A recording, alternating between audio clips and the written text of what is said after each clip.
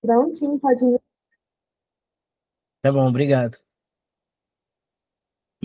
Então, pessoal, né? Como vocês estão? Bom dia, boa tarde, boa noite. A gente vai gravar essa terceira aula de minerais, pesquisa mineral e prospecção de depósitos minerais. É a aula 3 para a gente estar encerrando aí o nosso conteúdo. A aula de hoje vai focar na parte de sondagem, como eu falei com vocês na aula anterior, que teríamos uma aula falando mais de sondagem, né? Então a gente vai começar falando da sondagem, explicando o que que é, os tipos, né? E a utilização, como é que essa sondagem é utilizada na mineração, certo? Muitos técnicos em mineração trabalham na parte de sondagem, né? Geólogos, técnicos de mineração, né? Todos eles aí vão poder trabalhar nessa área de sondagem. É uma área muito promissora, porque ela não fica somente para mineração, certo? A gente tem uma aplicabilidade maior na mineração, porém ela também é utilizada na construção civil, né? Em outras áreas aí, até no meio ambiente, né? Também é utilizada aí essa sondagem. Então vamos lá, né? Vamos falar do que é sondagem, afinal, na mineração. Conceito básico de sondagem, né? Sondagem é como se você fizesse um furo, né, abaixo ali da superfície aonde você está, para poder descobrir o que que tem no subsolo, né? Sem precisar de detonar, de cavar, de fazer uma cava maior. Você faz somente um furo. Através desse furo, você começa a ter conhecimento das rochas, né, e da litologia que tem naquele local. Para que que a gente faz sondagem? Para descobrir quais minerais a gente tem, né?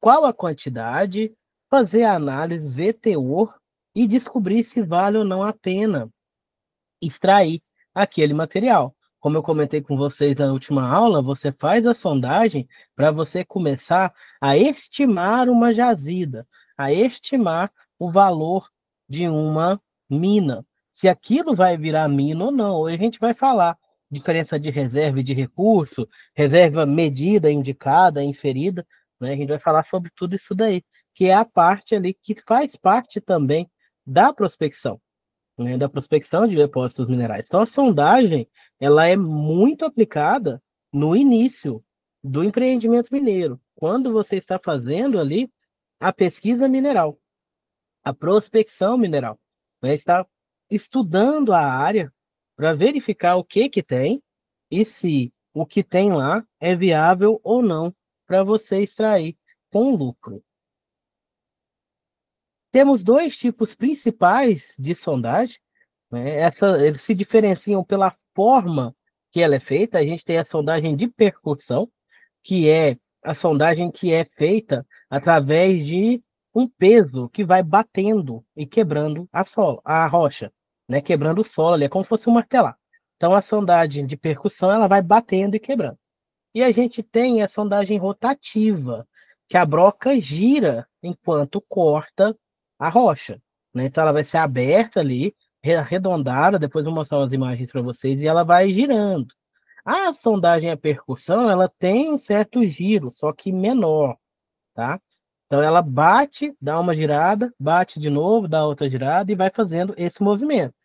A rotação é muito pequena, tá? Agora a rotativa não, a rotativa já é em uma velocidade maior, onde ela vai cortando a rocha, né, e furando ali abaixo, dependendo da profundidade que você quer, certo?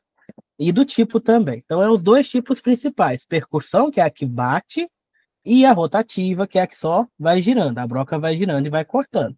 A gente vai ver um pouquinho depois sobre os tipos de broca. A gente tem broca que é para recuperar o testemunho. O que que é isso? É aquela broca aberta, né? Deixa eu ver se tem uma imagem aqui para mostrar para vocês. É aquela broca que vai recuperar o material do jeitinho que ele está no subsolo, certo? Da mesma forma que ele está ali, você consegue retirar, você tira um canudo de rocha, que é o puro testemunho, né? Ele vai testemunhar o que que tem ali embaixo. né? Você depois vai estudar, vai verificar, vai fazer teste com ele. Então você precisa ver como é que está daquele jeitinho ali. Então ele retira do mesmo jeitinho que está no solo, né? Ele recupera ela da mesma forma que está ali no subsolo. Vou mostrar para vocês a imagem da broca aberta. Ela ficou pequena.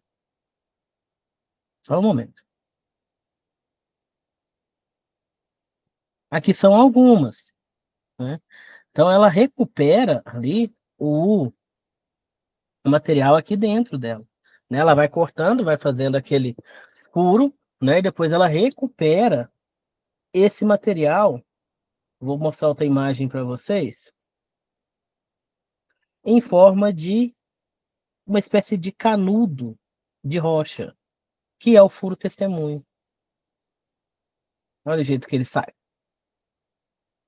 né? Aqui a gente tem, isso daqui é um furo testemunho. Nele a gente consegue enxergar aqui os contatos que essa rocha tem. Então você retira da mesma forma que estava ali no subsolo e coloca as distâncias também, as medidas, quantos metros que ele estava abaixo, para você delimitar os contatos.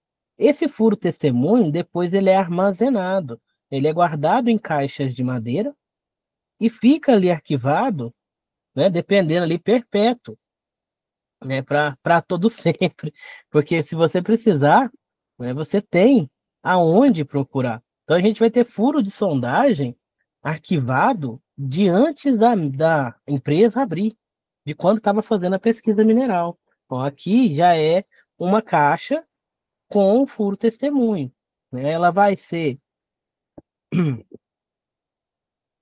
ter aqui as indicações de altura, né, no caso de profundidade, né, e ela fica armazenada ali com um número. Coloca um número aqui nela e ela fica armazenada. Tem o número do furo e a profundidade. Então aqui a gente consegue analisar da forma que estava no subsolo, vendo os contatos. Né? Essa rocha aqui é uma rocha mais dura, a gente vê aqui, ó, que ela é mais uniforme, né? Já é uma rocha mais resistente. Tem alguns que a rocha é menos resistente, ela vai quebrar mais. Você pega o furo testemunho, você até retira ele ali mais arredondado, mas depois que você retira ele, ele quebra, né? Essa daqui já é uma rochinha mais dura que ela mantém ali os contatos, né? Se for uma rocha mais friável, ela não vai ficar bonitinha assim talvez não fique bonitinha assim na caixinha do testemunho, mas ela vai ficar lá de acordo com a profundidade dela, certo? Voltando aqui para o slide.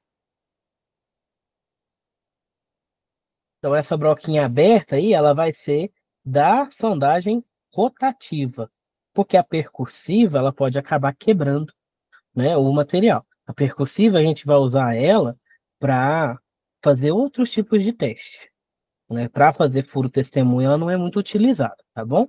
Então, por exemplo, eu preciso retirar o material para fazer um teste de teor.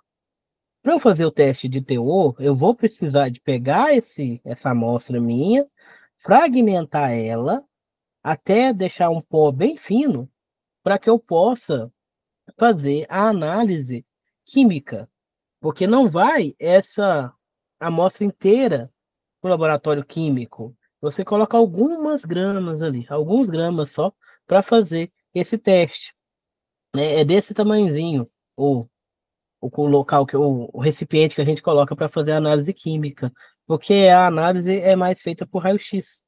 Então ela não precisa de tanta amostra, ela precisa de uma amostra pequena. Tem que ser representativa, mas é uma amostra bem pequenininha, porque vai ser através de raio-x que vai definir o que que tem ali. Então a gente pode utilizar essa sondagem de percussão para fazer esse tipo de teste, teste de teor, teste de flotabilidade, teste de bancada, né? Simular ali como ficaria a recuperação daquele material, né? Aí dá para fazer com a amostra destruída, quebrada. Agora, para ver contato geológico, para ver profundidade, para fazer mapeamento geológico ali da mina, tem que ser aquela que recupera o testemunho. Não dá para fazer com essa que quebra toda.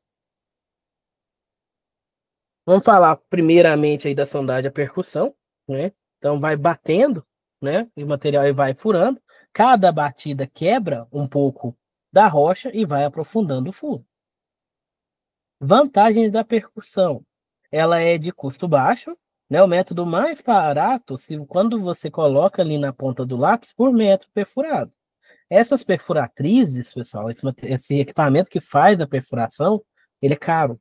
Então as empresas não costumam ter uma perfuratriz, né? A mineradora em si, ela costuma alugar ou terceirizar essa parte da perfuração, certo? Porque aí ela retira ali um pouco do gasto dela. Então a de percussão, ela é mais barata por metro. Essas perfuratrizes vão cobrar por metro perfurado, né? Ou por hora, mas é mais cobrada por metro perfurado. Inclusive, a gente calcula a eficiência da sondagem através dos metros perfurados por essa perfuratriz, né? A perfuratriz de percussão, ela pode trazer para a gente amostras grandes, né? Porque ela coleta bastante material, devido a essa questão dela poder quebrar, né, o material. Então, assim, ela consegue perfurar mais fundo, pegar mais fundo ali no material, e ela é muito boa para solos moles, né? Funciona muito bem quando o material é mais solto. Quando o material é mais duro, ela tem um pouquinho mais de dificuldade, né? Aí depende da broca, você tem que trocar a broca. Depois eu vou mostrar algumas brocas para vocês, né? Tem broca diamantada, tem broca ali que tem várias broquinhas dentro que vai rodando para poder melhorar essa eficiência dela no momento de quebra, no momento que ela está fazendo a perfuração. Desvantagens da percussão, ela tem uma limitação de direção, devido a esse movimento de bater, ela não pode ser utilizada para furos inclinados. Ela faz furos retos, né? Porque para inclinar, no momento da batida, ela pode desviar, né? E acaba que você não consegue fazer um furo inclinado. Rocha dura, ela não trabalha muito bem, tá? Porque ela vai ter um desgaste maior, ela vai sofrer um pouquinho mais por causa da batida, né? Aquece, quebra e tudo. E as amostras tendem a se misturar. Então você tem ali, né? Você não consegue fazer o perfil geológico, estimar contato. Então é quando você usa ela, é quando você vai usar aquela amostra para um ensaio onde ela possa estar destruída, ela pode estar quebrada, fragmentada, e você vai ensaiar, né? Você vai testar o furo todo. Não dá muito assim. Dá para você separar o que está em cima do que está embaixo, mas é uma separação mais difícil de ser feita. Na rotativa é mais fácil, porque você recupera do jeitinho que estava ali no subsolo. Temos também equipamentos de percussão manual, certo? Né? O pessoal chama de trado, furo de trado, né? Também tem esses equipamentos aí, né? Eles são mais baratos, porém então são mais limitados e precisam das pessoas, né? Mais operadores para operar, né? Porque acaba que o operador tem que segurar ele ali, né? E fazer um certo esforço. Vou pegar uma imagem aqui para vocês do trado, né? O trado ele é muito utilizado para amostragens pequenas, certo? Para retiradas pequenas. Ele é quase que manual. Só um momento.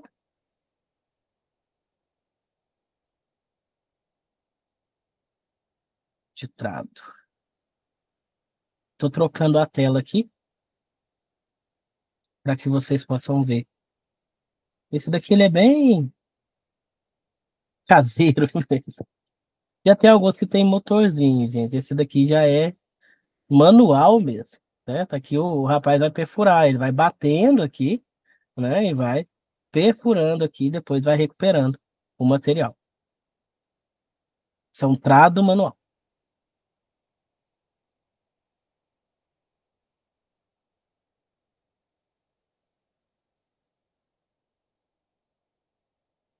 Vai estar voltando. Peraí que ele saiu.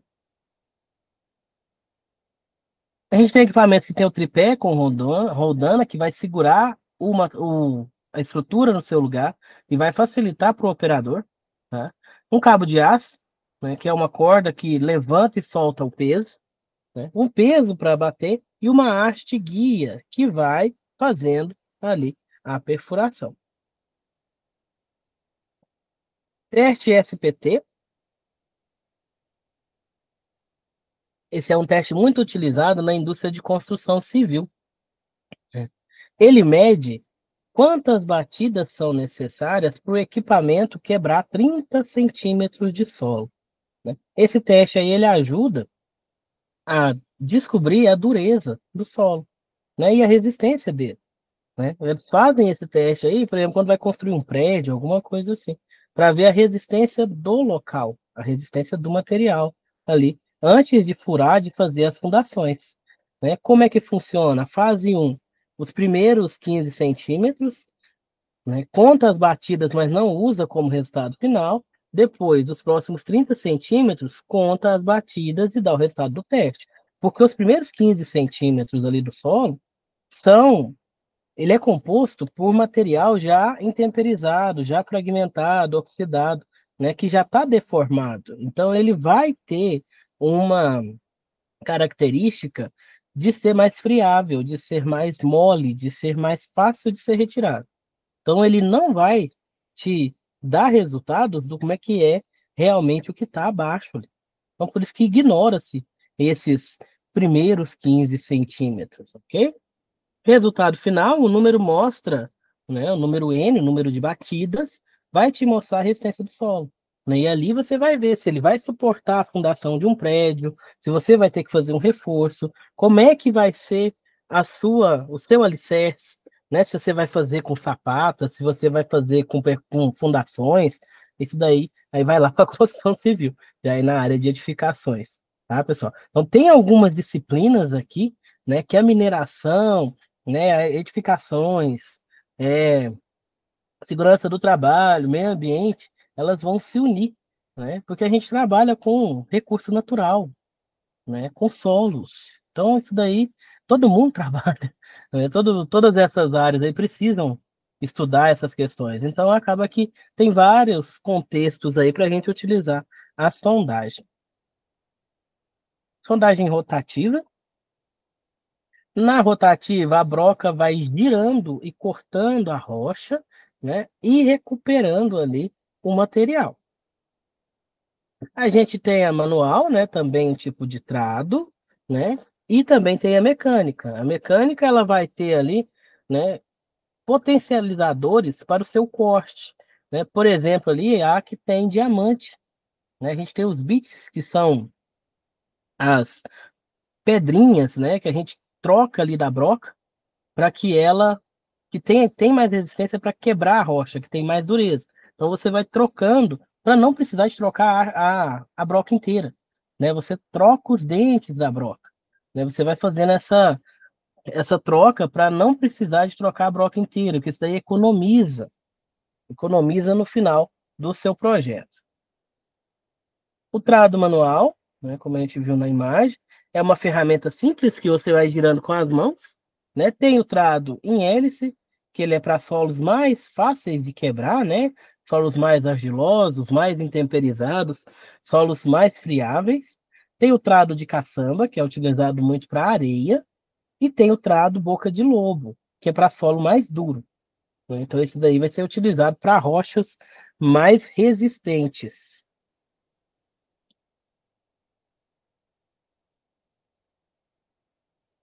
Vou mostrar para vocês as brocas que a gente utiliza. Só um momento.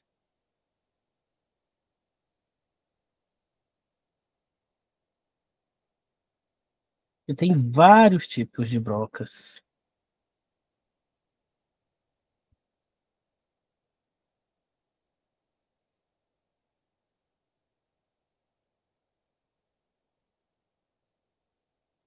Esse aqui é um exemplo de uma broca tricônica, né? Ela tem ali, né, três cones que vão se movimentar, ela vai girar, e esses cones aí também acabam girando no momento que ela está quebrando o material, né? Então ela vai ajudar ali na quebra do material.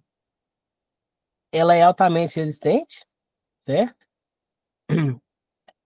E tem dois tipos, né? A gente tem o primeiro tipo aqui para uma formação mais mole, né? A gente vai ter ali, né, os dentinhos dela mais afastados.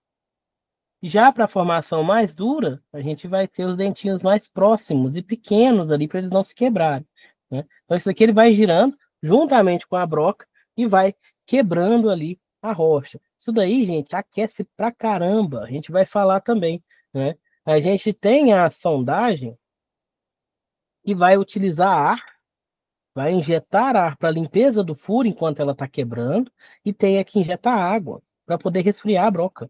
Porque a broca aquece demais, a haste aquece demais, ela começa a entortar, né? E ela pode quebrar. Ela pode não aguentar. Não sei se vocês já viram um filme de chama Os 33. É um filme que conta a história dos chilenos que ficaram presos numa mina subterrânea, onde houve um desabamento, né? Lá mostra essa questão da perfuratriz, porque eles precisavam encontrar o pessoal que ficou preso em uma galeria lá.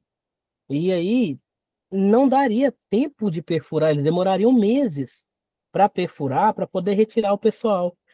Além disso, ainda tinha a resistência da rocha, né, que ela estava um pouco abalada. Então, se eles perfurassem, dependendo da forma que eles perfurassem, podiam ocorrer mais desabamentos, né? Eles fizeram um filme, é muito bom o filme, eu indico para vocês, né, depois vocês assistirem. Lá mostra direitinho os equipamentos, né? Inclusive, uma das brocas que eles utilizaram veio do Brasil, né? Veio para o Brasil com a nossa tecnologia, com os nossos elementos aí, né, minerais, para ajudar lá no resgate desse pessoal. Voltando para o slide, só um momento.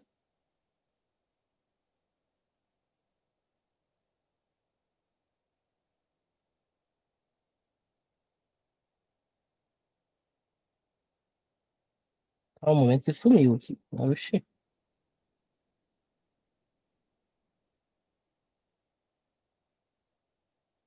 Pessoal, só um momentinho, porque ocorreu uma falha.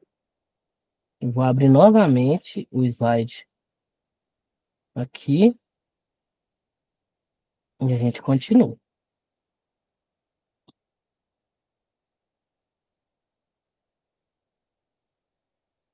Problemas técnicos.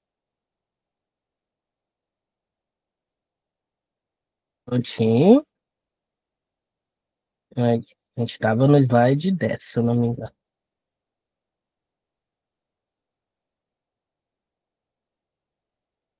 Passou. Rotativa. Beleza. Continuando, sondagem Empire ou banca é o método usado para pesquisar depósitos de aluvião. Depósito de aluvião é aquele depósito próximo a rios, próximo a córregos. São depósitos mais arenosos e friáveis, de um material mais solto, certo? Então, essa sondagem ela é mais utilizada para esse tipo de material, porque ela vai ter limitação de profundidade, né? Funciona bem até 30, 40 metros. A partir disso, ela já não funciona lá, essas coisas, né? Parte dessa sonda, né? A gente tem uma coroa dentada, parte que corta e retira o material, igual aquela broca que eu mostrei agora há pouco para vocês. Tem uma plataforma onde os operadores vão trabalhar, tubos que levam as amostras até a superfície e uma bomba de areia, né? Que bomba é essa? Ela vai injetar água para limpar o furo, né? Além de limpar, ela vai resfriando a broca também. Tem alguns tipos de perfuratrizes que utilizam o ar, né? Essa daqui injeta água. Ela já está ali próximo do rio, do córrego, ela já utiliza a água para poder ir se resfriando, né? E limpando o furo. Sondagem a diamante, ele é um método muito usado para amostras mais contínuas de rocha. A amostra contínua é igual aquela que a gente viu na imagem aqui do furo de sonda, do furo testemunho, perdão, né? É aquele material que é contínuo, é um granito contínuo, é um mármore contínuo, né? É uma rocha dura, mais difícil de quebrar. Então, nesse caso, a gente utiliza, por exemplo, coroas diamantadas para poder cortar o material, porque ela vai desgastar muito a broca, né? E a broca vai chegando um momento que ela desgasta e ela não quebra mais, ela vai batendo, ela começa a estragar, porque ela é de metal. O metal aquece, o metal deforma. Os dentes da broca que são de diamante ou de algo com dureza próxima, né? Tem algumas brocas aí que são de vídia, né? Que tem uma dureza próxima, parecida com o diamante.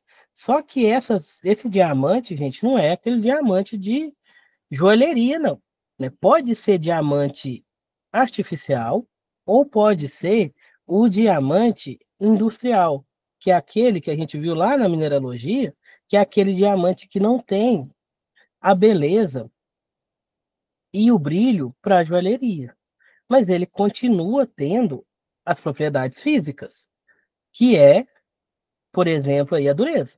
Então ele vai ser utilizado para ferramenta, né? Então esse aí que é o uso do diamante industrial, certo? Eu vou pegar aqui uma imagem da broca para vocês verem, a broca diamantada. Eu tinha umas aqui, só um momentinho. Não vai dar para ver muito o diamante porque é pequenininho, né? Não vai ter pedaço de diamante gigante lá, né? Mas tem o diamante na broca. Vou trocar aqui a tela para mostrar para vocês.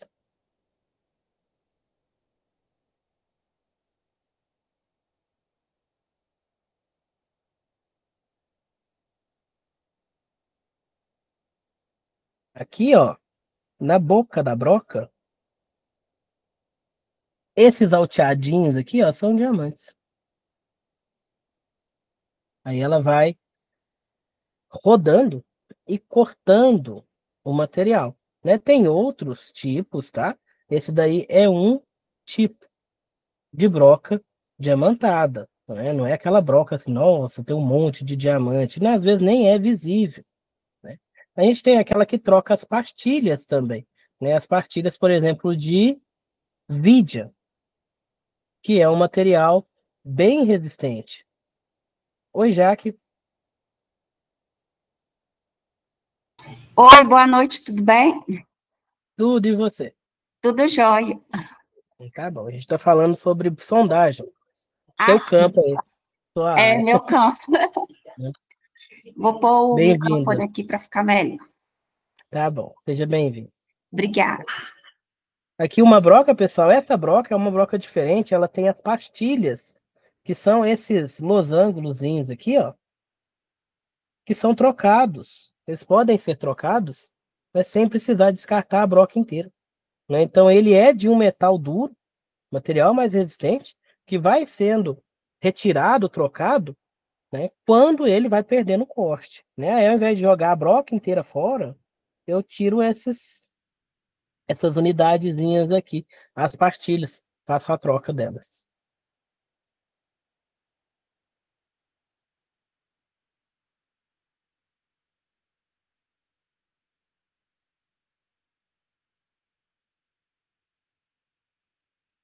Esse daí é aquele anterior era a sondagem a diamante, que tem, né, fragmentos de diamantes na broca, na coroa da broca, para cortar a rocha, utilizada aí para rochas mais duras, né? Como é que ela funciona? Ela tem pequenos diamantes incrustados, ela gira devagar e ela usa água para ajudar a resfriar ela e também ajuda no corte, né? A água ela aumenta ali a possibilidade do corte, né? O som da coroa cortando ajuda o operador a saber como é que está o funcionamento dela, né? Se ela começar a fazer um som diferente, ele já sabe, né, que tem algum problema, né? Tá faltando água, ela já não está com o corte bom, né? E ela vai mudando o som ali. Então o operador ele vai conhecendo o corte da máquina pelo som que ela emite durante a perfuração.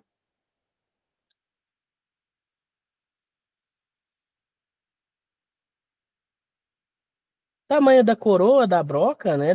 Depende ali do material que você vai perfurar, da amostra que você vai retirar. Existem vários tipos de coroas, né? Quanto maior, mais largo é o furo. Então, se eu preciso de um furo com mais material, eu vou fazer um furo mais largo. Se é um furo para pegar menos material, ou até mesmo um furo para explosivo, se for um explosivo em gel, né, uma emulsão, ele pode ser mais fino, né? Agora, já para a amostra, né, ele tem um certo diâmetro, né, para você poder recuperar uma amostra representativa daquele solo, daquele local. O testemunho, né? Testemunho de sondagem é o que a gente viu no inicinho da aula aí, né? É o cilindro que vai sair do furo quando você faz o furo para estudar, né? Ele é a fatia do subsolo que a gente vai estudar. É o que fica armazenado, é o que a gente utiliza para fazer ali o levantamento do local, onde você consegue ver as rochas, os contatos, a dureza, continuidade, ver se ela está fragmentada ou não, né? Ver como é que está acontecendo ali o meu mineral de interesse, porque a gente tem locais aonde o minério é completamente separado, né? Você vê ali o limite certinho da onde é estéreo e da onde é minério. Já tem outros tipos de mina que o mineral minério ele está disseminado, né? Ele está cheio de pintinhas ali na rocha, né? Aí o meu beneficiamento é diferente, ok? Tem outros tipos de minério que vem em veios, né? Ele vem com uns risquinhos na rocha. Como é que eu vou descobrir isso? Com o testemunho de sondagem. Porque no momento que eu retiro o testemunho, ele vem do jeitinho que ele estava ali no subsolo. Então ele te mostra como é que é a mineralização. Então ele te mostra como é que é o acontecimento do seu mineral minério ali dentro. Então ele vai te ajudar no seu planejamento de lavra e no seu planejamento de beneficiamento. Porque dependendo da forma que ele acontecer ali, eu vou ter processos diferentes para concentrar o meu mineral de interesse. Um exemplo aí é o ouro.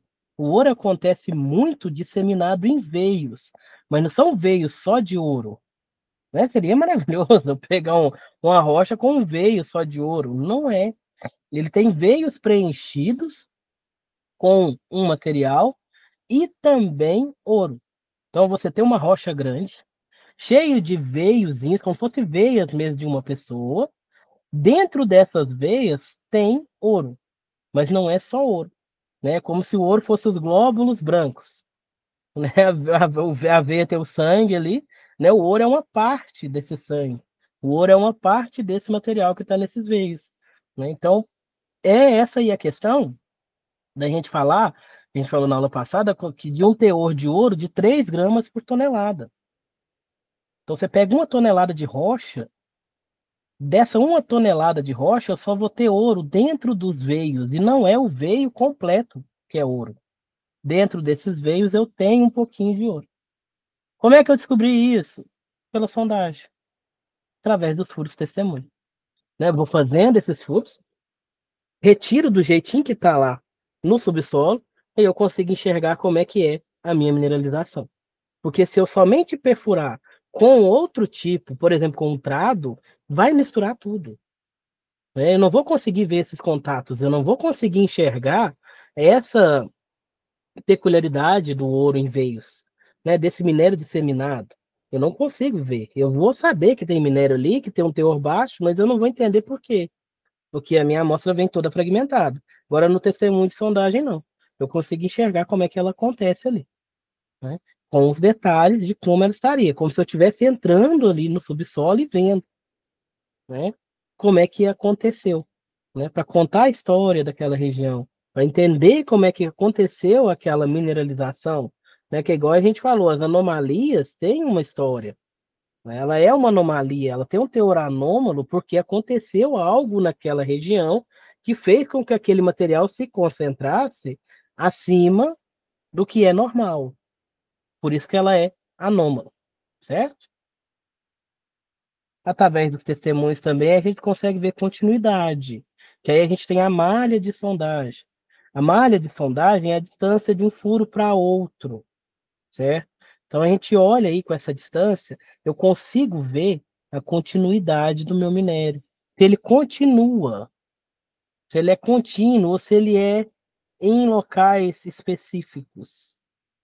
Ok? Então, através do testemunho de sondagem, eu faço o desenho do perfil, né? Do perfil geológico, né? A gente chama de bloco diagrama, perfil geológico, né? A gente pega esse furo testemunho, alimenta um software que vai desenhar para a gente como é que é esses contatos através ali das medidas que eu tenho, né? Um desses programas aí que o pessoal usa é o Datamine, né? E também o MineSight, aí depende das empresas. Tá? Os mais utilizados aí é o Datamine, ele é muito disseminado, e tem também o MineSight, que ele é um pouquinho mais robusto que o Datamine. O Datamine é mais antigo, ele é mais assim tradicional, né? Mas o MineSight, ele chegou aí, né? Chegou assim, digamos, ele veio um pouquinho depois do Datamine, né? Mas ele é muito bom, né? Ele é ótimo ali para você enxergar, e eu particularmente acho ele mais fácil de mexer, mais intuitivo do que o Datamine. Lá a gente usa o Datamine, né, Datamine? para importar todos os dados, né, laudos químicos, Aham, densidade, plano de sondagem, boletim de medição, então a gente usa o o Datamine lá. Datamine. O O pessoal Datamine. gostou mais dele.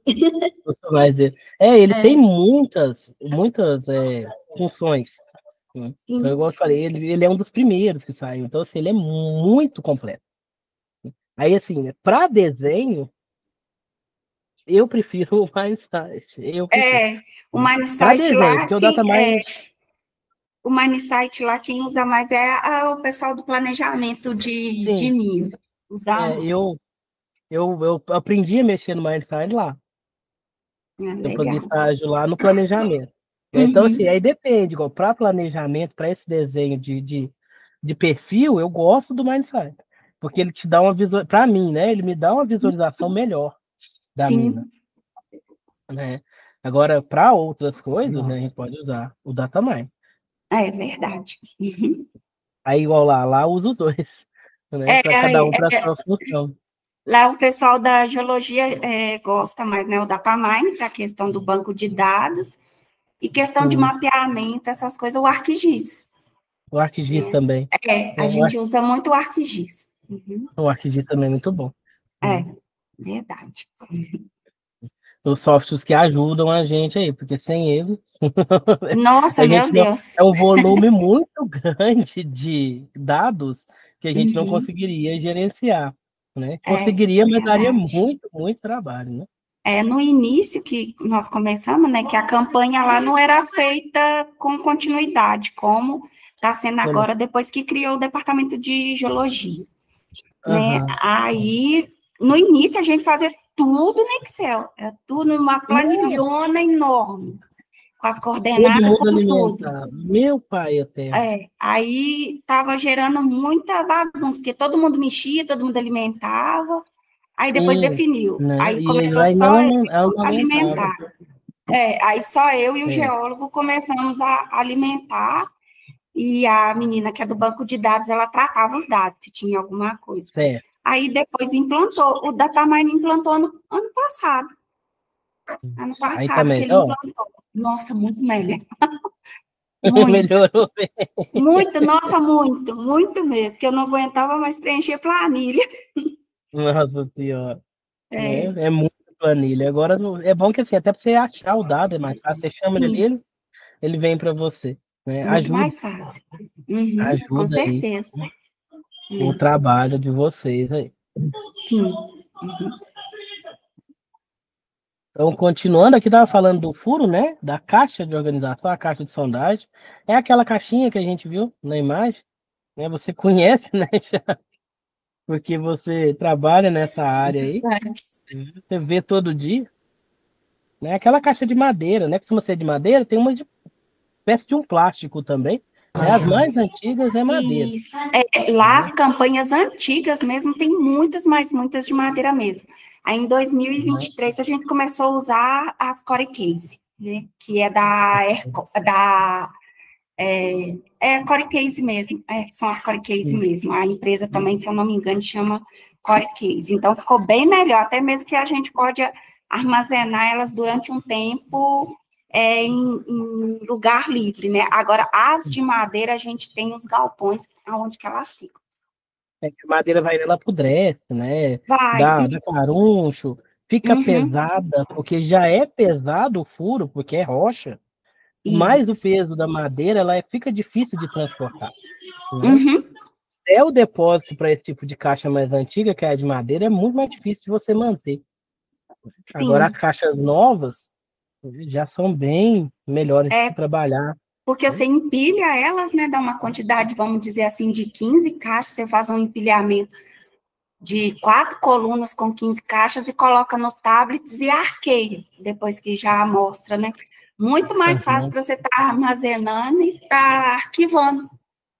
Porque não precisa ser colocado naquelas prateleiras grandes. Agora, as de madeira, a gente tem que colocar todas nessas prateleiras. Com o peso, né, das prateleiras, Isso. o perigo das cair. Aqui é Só uma que caixinha, tipo de é essa caixinha. mesmo. Essa daí é da. Deixa eu ver, parece HQ. NQ, parece que essas daí é do diâmetro Uhum, de NQ. Né? São isso, 4 bojos, é isso mesmo. isso. Né? NQ. Então, essa daqui ela é Uhum. mais fácil, né? Atualmente o pessoal está usando Muito. mais dela, né? Sim. Porque antigamente Uhum. era mais a de madeira. É. Uhum. Essas aí são as caixas de sondagem. Voltando no slide.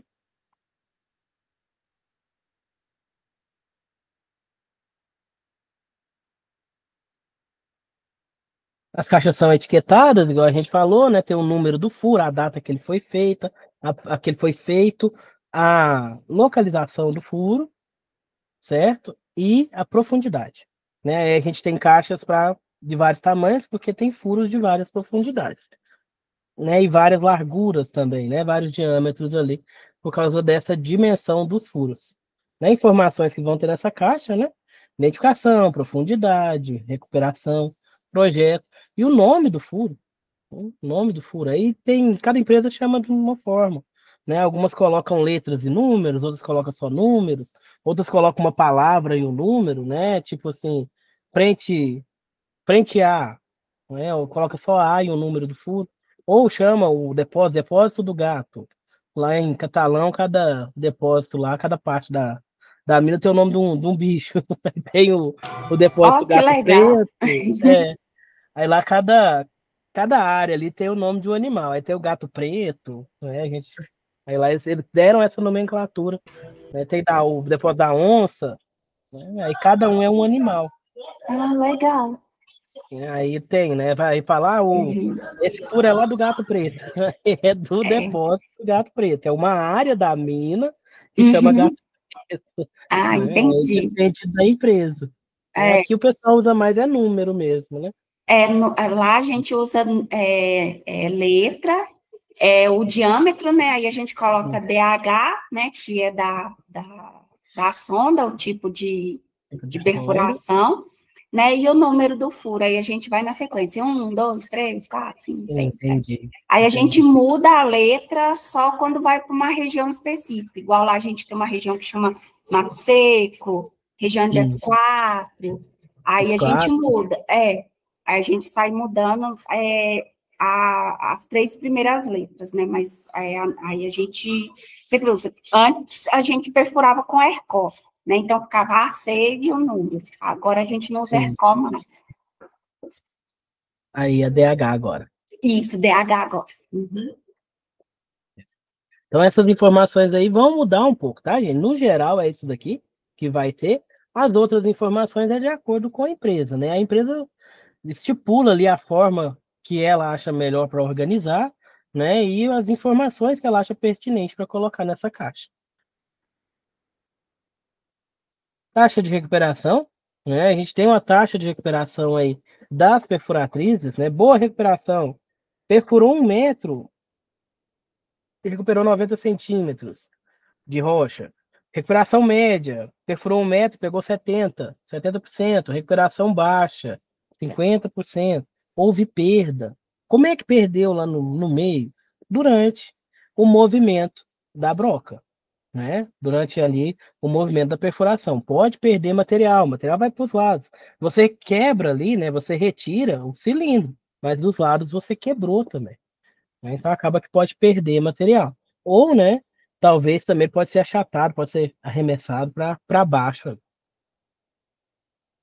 Descrição dos testemunhos, né? Também é uma atividade também muito feita por técnicos em mineração, não somente o geólogo, né? Eles vão pegar esses testemunhos, vão examinar cada um deles, anotando os minerais presentes visíveis e outras características, como presença de fratura, presença de mineralizações, presença de elementos que talvez sejam críticos, né? As rachaduras, né? Principalmente para a mina subterrânea, né? Essa questão de rachadura, ela é muito importante. Não somente para, tá, gente? Mas principalmente para a mina subterrânea. Porque se eu faço uma sondagem, eu vejo que o material tem muito fragmento, tem muita linha ali de contato de, a gente chama de linha de fraqueza, que é trinca, uma espécie de trinca. Se a rocha tem muita trinca, ela vai ter uma estabilidade menor. Então, se ela tem uma estabilidade menor, eu vou ter que tomar muito mais cuidado quando eu for fazer atividade próxima a ela.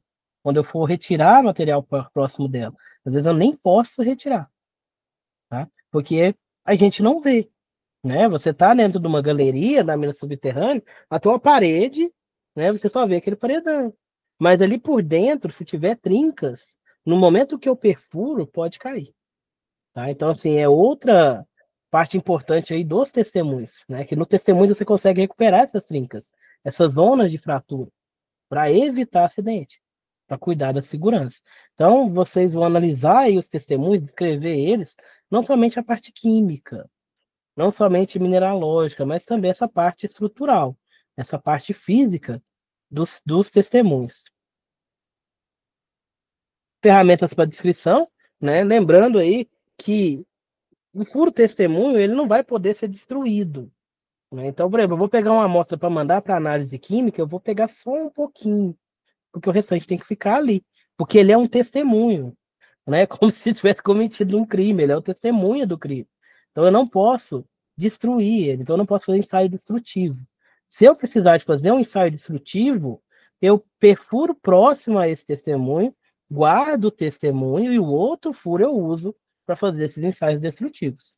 Né? O destrutivo é aquele que você quebra a amostra, né? Mexe com ela, trabalha com ela, né? Inutiliza a amostra. O não destrutivo é aquele que é mais visual, né? Que você vai permanecer com aquela amostra ali, 99% dela, 95% dela.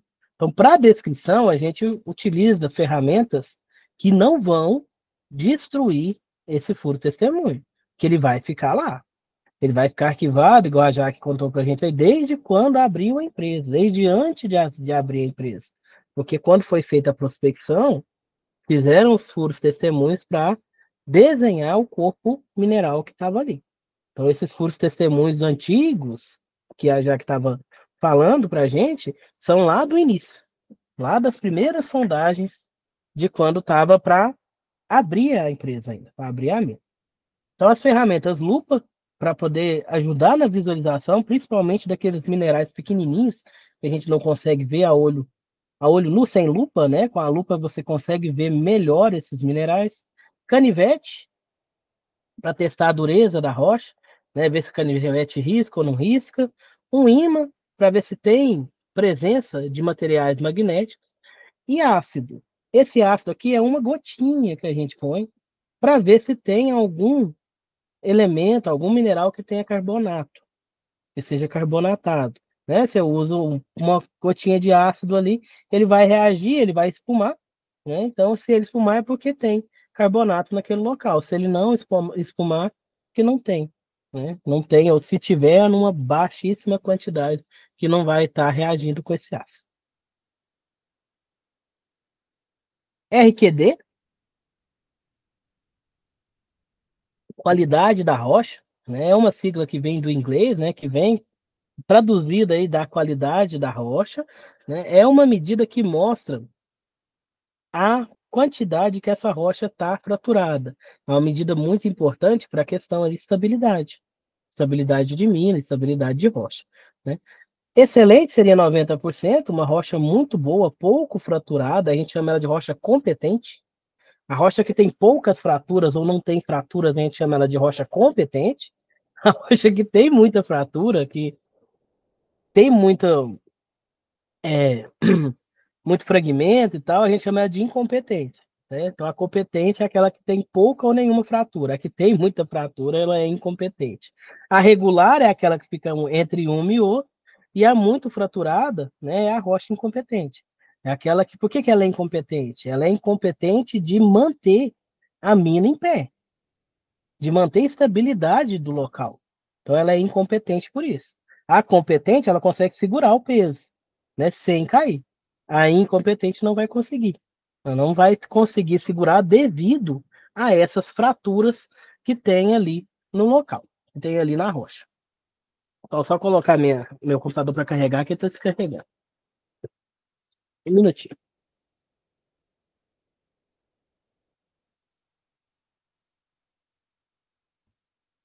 Prontinho.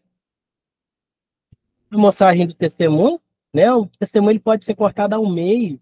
Uma metade fica guardada no laboratório, a outra, uma metade fica guardada, perdão, no galpão, a outra vai para análise no laboratório. Né? Ou pode fazer dois furos, igual a gente fala. Sondagem Rotary, ela é muito usada para pesquisa de petróleo, gás e água subterrânea. Nesse caso, ela não vai trazer para a gente testemunho. Ela só vai mostrar os intervalos importantes. Então, uma sondagem para petróleo, ela vai perfurando, perfurando, perfurando, até achar petróleo. Na hora que ela acha, ela marca só a distância. Porque ali tem uma haste, pessoal, e ela vai descendo. Então, o operador sabe a profundidade que está o fundo, né? A partir da quantidade de haste que desceu. Né? O equipamento conta para ele a profundidade. Então, ele vai perfurando, né, para achar petróleo. O petróleo ele é um óleo, como o nome já fala. Então, você está perfurando uma rocha, a rocha é dura, a rocha é sólida. Então, você vai perfurando, perfurando, perfurando. Quando atinge um bolsão de petróleo, muda a dureza. Então, a broca vai descer de uma vez.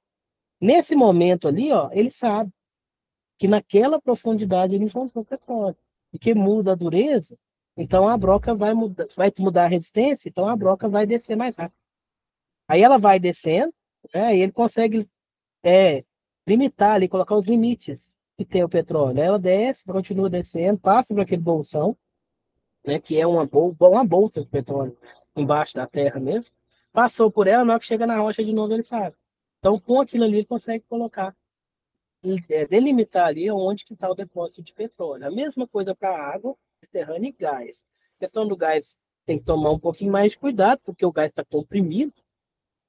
Então, nesses momentos é perigoso, tem alguma explosão, então com o gás tem que tomar mais cuidado. Acontece muito gás natural perto de petrolíferas, porque o petróleo ele é um material que foi formado de matéria orgânica decomposta. Né? O brinco eu falo que é de dinossauro. Não tem dinossauro lá também, tá, gente? É matéria orgânica que foi decompondo, decompondo e virou um óleo. Esse é o petróleo. Não é uma pedra, não é um óleo de pedra. A gente chama de petróleo porque está entre as rochas. Mas, na verdade, ele é matéria orgânica. Pode ser vegetal ou animal. E de milhares de anos, tá? Que foi compactada, né? Ficou ali isolada e foi se decompondo sem contato com a superfície. Aí vai formando aquele óleo, forma o petróleo. Né? Eu até brinco quando eu estou dando aula de sustentabilidade, né, que para fazer mais petróleo vai ter que morrer todo mundo, porque vai precisar de muita matéria orgânica para juntar e fazer petróleo. O petróleo ele é um recurso não renovável. Por isso ele tem que economizar ali gasolina, economizar os derivados de petróleo e cuidar dessa questão, porque na hora que ele acabar, a gente não vai ter mais. Né? Então, na sondagem aí para petróleo, ela é um pouco diferente. Ele vai olhar ali pela dureza. Aí, no momento que alcança ali o petróleo, ele sabe que tem petróleo. né? Vocês já devem ter visto filme que o petróleo jorra. Pode acontecer, tá, gente? Porque está sob pressão, né? Ele tá ali, né? Todo rodeado por rochas duras. No momento que você perfura, ele expande, tá? Mas não é sempre, tá bom? Tanto que vocês já devem ter visto filmes também, aquelas bombas de petróleo que ficam movimentando para bombear, para puxar ele lá de baixo. É porque no primeiro momento ele pode até, né, subir, é igual a água, mas depois ele vai perdendo essa pressão. Aí você precisa de bomba para retirar ele ali de dentro da Terra. Circulação reversa é um método mais rápido que a sondagem de diamante e ele vai trazer pedaços menores de rocha, ao invés do testemunho contínuo, né? Então ele tira um pedaço, depois tira outro. Aí você consegue também ter um levantamento bom de como é que é aquela rocha, aquele perfil geológico da região.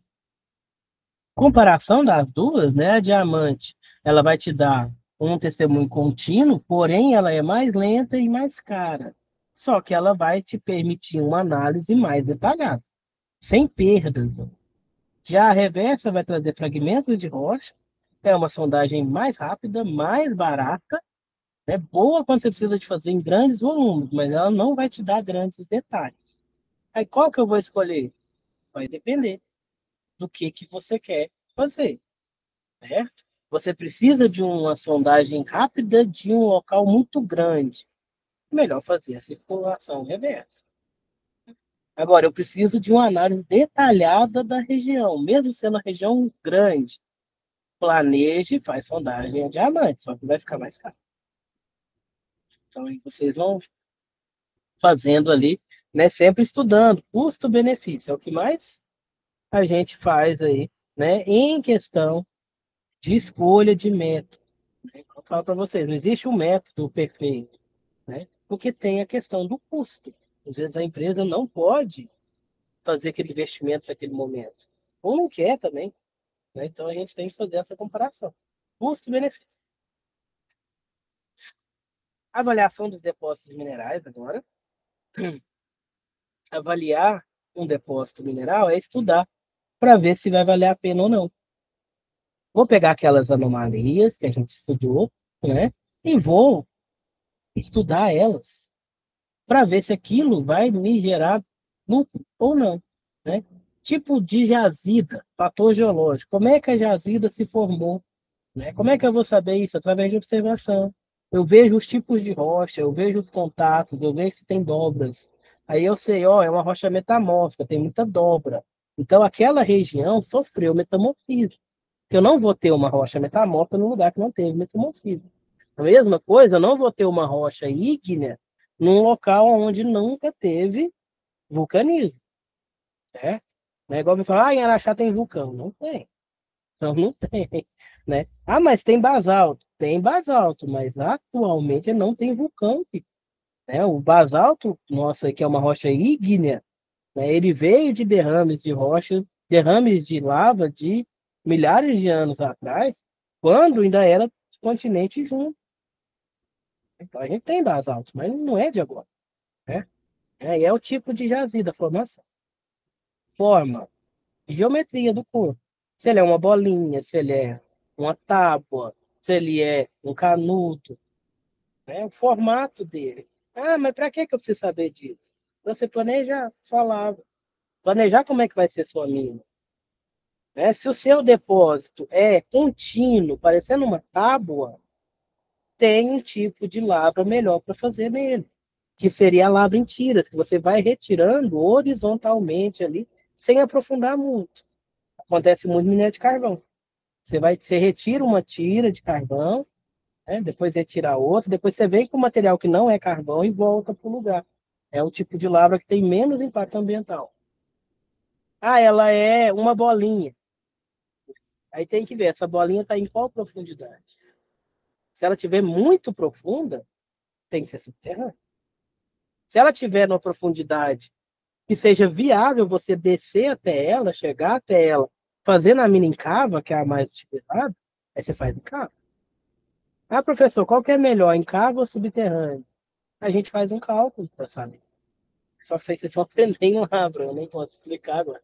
né, se você já não estiver vendo. Tem um cálculo para saber qual que compensa mais. Você vê que o custo da subterrânea é muito maior do que o céu aberto.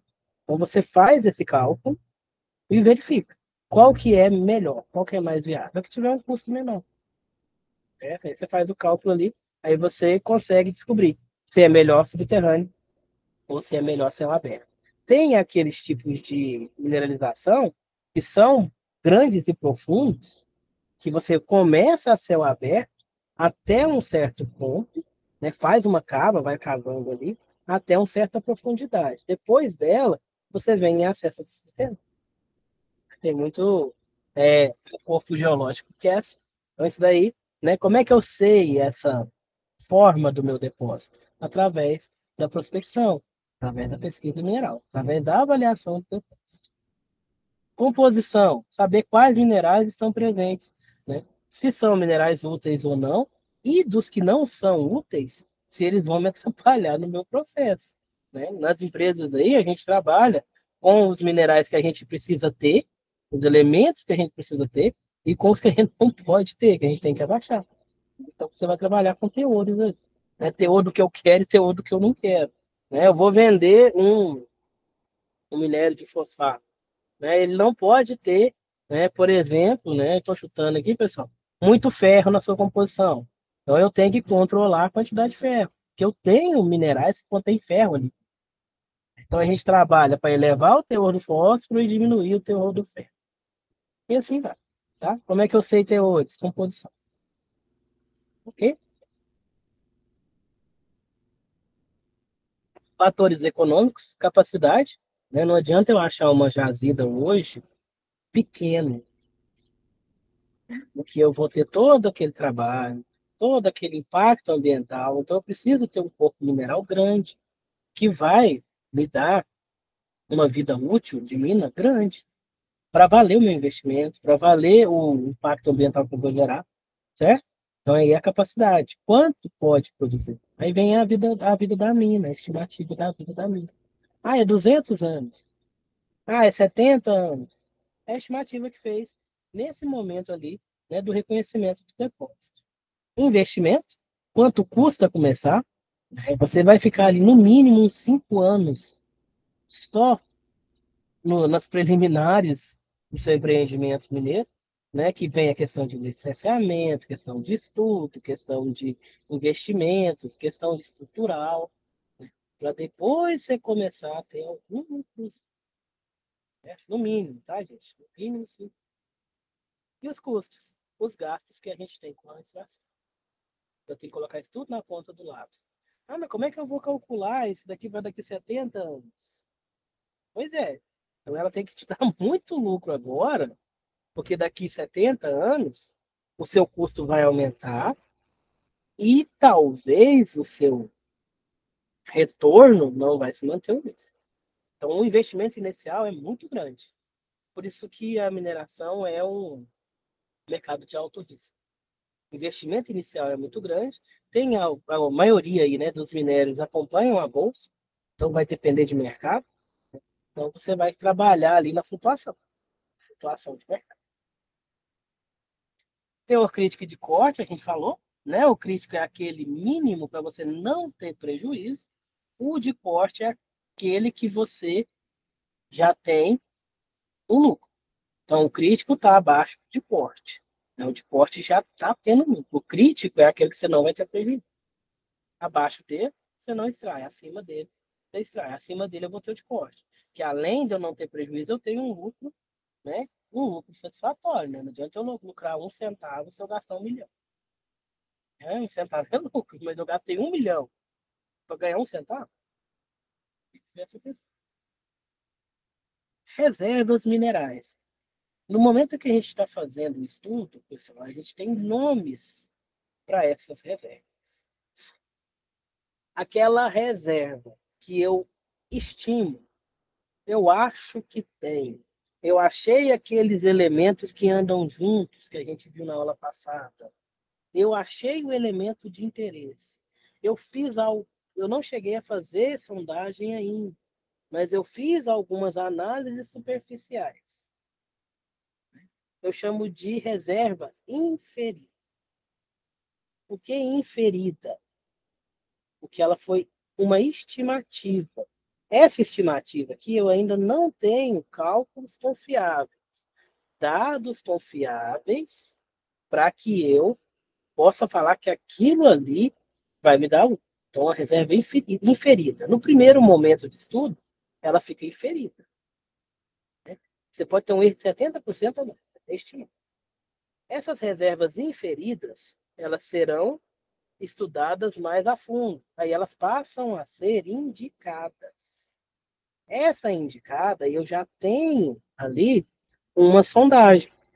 Uma sondagem de malha extensa, de uma larga malha. O que é isso? Tem furos de sonda com distância grande um do outro. Né? Então, assim, eu sei que tem aquele corpo mineral ali, porque eu fiz um furo de sonda, eu tirei o testemunho, né? Só que eu fiz furos de 100 em 100 metros. 100 metros é muita coisa. Né? Então, assim, eu sei que tem, mas eu ainda não conheço detalhes. Ali ela é confiável, mas eu posso ter um erro de até 50%. Então, ela é indicada. Depois disso, o que eu faço? Eu fiz esses furos de 100 em 100 metros. Okay? Descobri que tem minério ali. Eu vou continuar os estudos. Eu vou reduzir a malha, eu vou encurtar a distância. Ao invés de ser de 100 em 100 metros, vou fazer de 50 em 50, de 25 em 25. Porque ali eu vou ter perdão, uma constância de dados mais próxima. Né? 25 metros já é uma distância boa de um furo para outro. Já consigo desenhar melhor os meus contatos de rocha.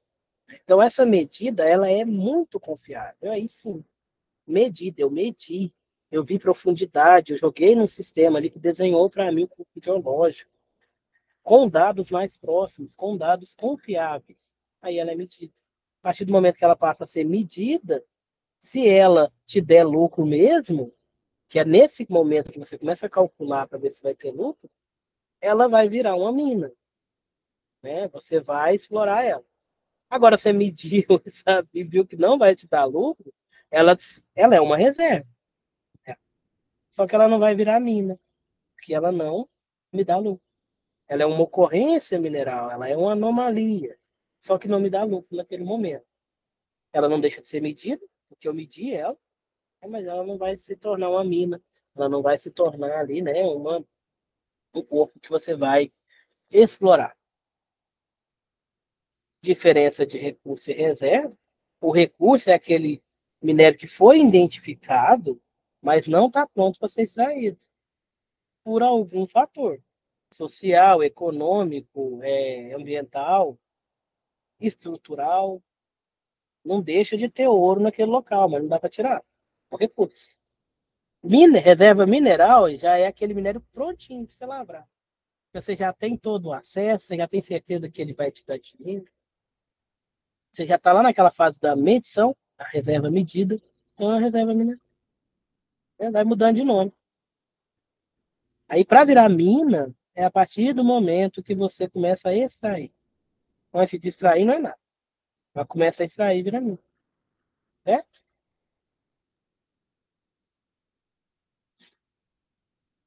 Lavra a céu aberto, né? Só para a gente dar uma relembrada aqui, é aquela que a gente começa a fazer ela ao ar livre, na superfície.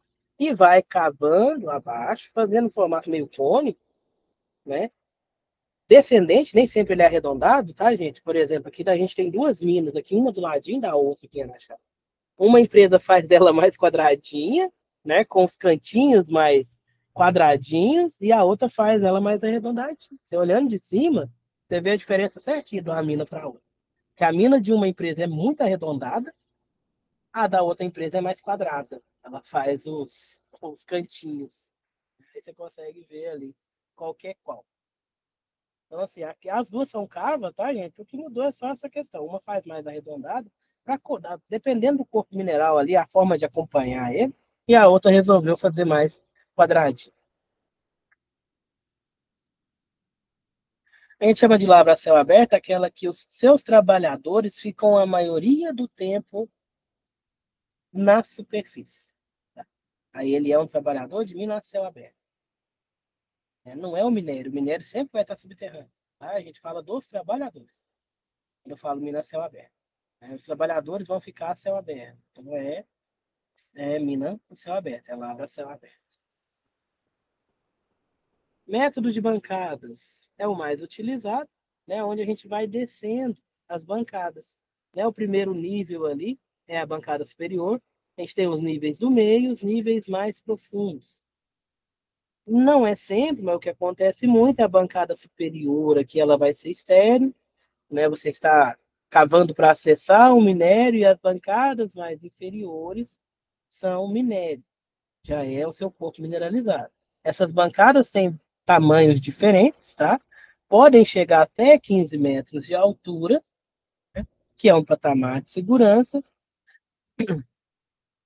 de pelo menos 2 metros. Ali é 2 metros, né? A gente vê muito de 10 metros, tá? Para muitos de 10 metros. As bancadas são essas aqui. Parece uma escadinha. Cada escadinha dessa aqui é chamada de bancada. Por isso que é mina em bancada ou mina em cava, que é a palavra em bancadas. Subterrânea já é aquela que você vai acessar o minério no subterrâneo. E o meu trabalhador, ele vai ter que descer, ficar dentro de um buraco, dentro da terra. Aí é subterrâneo. Por isso que a gente fala que é o trabalhador, não é o minério. O minério sempre vai estar no subterrâneo. Então é a gente. Se eu tenho que descer, enfiar dentro de um buraco, ficar lá a maior parte do meu dia, é subterrâneo. Agora, se, né, assim, sem ver o céu.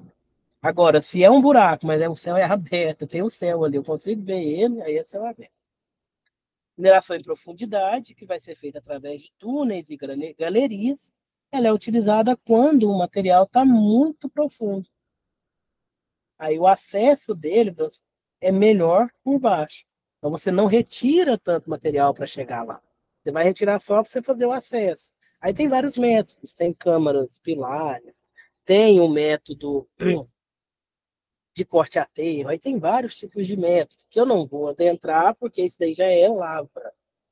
A prospecção acaba aqui. Nesse momento que eu defino se vai ser céu aberto ou subterrâneo, acabou a prospecção. Acabou, que a gente fala assim, acabou a fase inicial.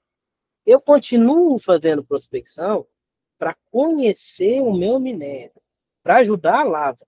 Aí vocês vão ver lá na lavra, que a lavra e a prospecção andam. No início é só prospecção. Depois, as duas vão trabalhar. A prospecção vai descobrir os contatos, os locais, os blocos para a lavra ir lá e retirar. As duas vão ficar juntinhas. Mas, né, o meu serviço sozinho de prospecção acaba aqui, no momento que eu defino se é subterrâneo ou se é céu aberto. Depois disso, eu vou auxiliar a lavra. Aí a prospecção passa a ser uma operação unitária da lavra. Certo? Tipos de acesso, a gente tem galeria, são túneis levemente inclinados, né? A gente chama de galeria porque ela é mais retinha, de 1 a 5 graus, mais ou menos. A gente tem acessos inclinados entre 5 graus e 90 graus, né? Todo. Tem o shaft, que é um poço vertical, onde você desce por elevador, né? E a chaminé, são aberturas ali para ventilação. Na mina subterrânea eu posso ter ventilação natural, daí dependendo do jeito que eu faço ela ali, eu vou ter diferença de pressão, o ar vai circular lá dentro, ou ventilação mecânica. Eu vou ter ventiladores, né? Exaustores e ventiladores, porque na mina subterrânea é quente. Costuma ser quente, porque quanto mais você desce para o subsolo, mais aquece. Aí essas que eles fazem ali, que conseguem fazer com diferença de pressão para ter para ter correnteza de ar natural, ela é mais fria. Agora, as que não tem, que é ventilação mecânica, são bem quentes. Cubagem de reservas. O que é cubagem? Fala, fulano tá tipo. cubagem aqui, gente, é cálculo. Calcular quanto de minério existe. Você está fazendo a cubagem da reserva. Você está fazendo o conhecimento dela, está medindo a reserva, né? Na cubagem, a gente vai ver a área, né, tamanho da superfície do depósito, volume, né, calcular ali ó, a área pela altura, tonelagem, vou descobrir isso aí multiplicando o volume pela densidade, né, do material, e o teor, que é a quantidade de mineral ou de material útil. A gente faz lá, aí vai ter o teor de corte, teor crítico, teor marginal, vários tipos de teores, mas é o mesmo.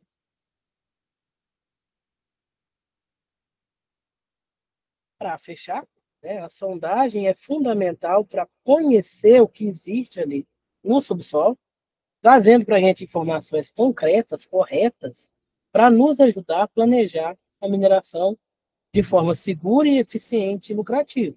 Então, a sondagem está presente antes de iniciar a atividade mesmo mineradora e durante a atividade para auxiliar a atividade mineradora. Ela continua ali medindo, aferindo, cuidando da sua jazida. Certo? Igual eu falei para vocês, uma jazida conhecida, ela só é conhecida, 100% conhecida, depois que ela fecha.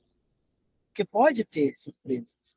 Então, a sondagem vai trabalhando ali, né, para poder fazer planejamento de lavra, né? Então, tudo ali vai encaixando, né? A sondagem vai passar os dados para o planejamento vai planejar quem vai tirar primeiro, como é que vai tirar, vai passar para a lavra, passa para a topografia vai lá e mede, faz as medições para delimitar os espaços. Ó, o bloco A é daqui até aqui, aí coloca umas estacas, igual a gente viu na análise topográfica. Né? Eles vão medindo lá com as estacas, vão deixando as estacas lá, para o pessoal da lavra vir tirar. Aí o pessoal da lavra vai lá e tira. Retira o material com o maquinário. Retirou, manda o beneficiamento. Manda para a usina. É onde começa ali a comunição e a classificação. Você começa a quebrar o material para deixar ele do tamanho que você quer, para poder passar para etapas posteriores, onde você vai concentrar o que te interessa, do que não te interessa. Vai separar. O que te interessa vai ser seu concentrado, o que não te interessa é seu rejeito. Depois disso daí já é a parte industrial. Aí já não é mineração mais. Né? Aí o meu concentrado eu entrego ele para uma indústria, que pode ser química, pode ser metalúrgica, pode ser cosmética, pode ser de construção civil. Aí essa indústria vai transformar aquela matéria-prima para eles, que é o meu produto final, que é o ponto concentrado, no que eles precisam. Aí é o ciclo da mineração. Né? Um vai trabalhando, entregando um produto para o outro. E tem que ter parceria. Um vai depender do outro. E a empresa vai rodar, a mineradora vai rodar. Com esses dados aí, com essas fases todas ali individualizadas, porém trabalhando em conjunto para poder gerar o seu produto final. Ok? O trabalho do técnico de mineração é essencial em todas as etapas do processo. Então, ele vai estar presente desde a pesquisa mineral, né, até lá na frente, no finalzinho, na saída do concentrado, ou até mesmo depois, tá? Tem muita técnico de mineração que vai para a área ali de econômica e vai vender. Ele continua. Então, a técnico de mineração está em tudo. Ok? Ficou alguma dúvida, já que... Não, tranquilo, essa parte eu já conheço um pouco mais, né, que eu já trabalho com ela, mas assim, eu achei muito interessante a questão de mina subterrânea, né, que assim, não tinha muito conhecimento de como é. Eu participei até do CB Minas, né, do congresso lá em Ouro Preto, e eu achei interessante a Atlantic Nickel, né, que é a antiga...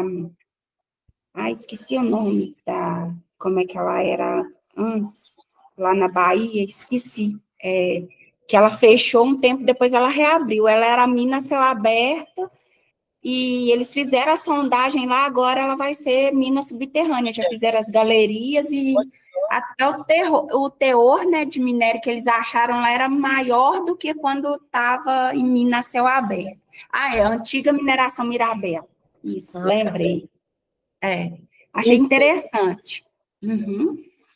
Você vai ver mais sobre lavra subterrânea depois. Tem. Eu achei interessante. Tem também a Anglo Gold Achite, né, que tem lá a mina de Cuiabá, né, em Caeté, eles são subterrâneos, que é ouro, né? Também muito legal o processo deles. Interessante. Conheci uma próximo de Paracatu, né? A de Chum. Era da Votorantim quando. Tá. Uhum. Eu acho que agora lá é Nexa, não sei, né? Vendeu. Vendeu. Legal também. Interessante. Tem muita. Mineração é grande demais. Muita área para isso. Muito, bastante mesmo. Mas eu achei essa da Atlantic Nickel bem interessante. Até o modo como eles fizeram sondagem, assim, furos bem profundos mesmo, de 1.000 metros, 800 metros, né, para a formação mesmo das galerias. Eu achei muito interessante mesmo o projeto deles. E até 2000, eu acho que é 32, não? Eles têm aí, assim, muito ainda para explorar. Eu achei interessante. A mina da CBMM, ela é muito profunda, assim, né? O minério. O minério é. Uhum. O minério de coisa. Então, vai chegar um momento que ela vai deixar de ser aberta para a subterrânea, só que, assim, é daqui bastante tempo. Não, muito tempo, porque, não, assim, até a dimensão para trabalhar com detonação lá assim, vamos dizer, daqui 20 anos, 30 anos, vai demorar. Vai demorar, porque eles falam lá que tem uma vida útil mais ou menos de 200 anos, né, quando eles abriram, mas tem mais, porque não contou essa parte subterrânea. Essa parte subterrânea, exatamente. Exame, Sim, verdade. Tá certo, muito obrigado, viu, Jaque? Até a próxima. Eu que agradeço, até. Tchau. Tchau.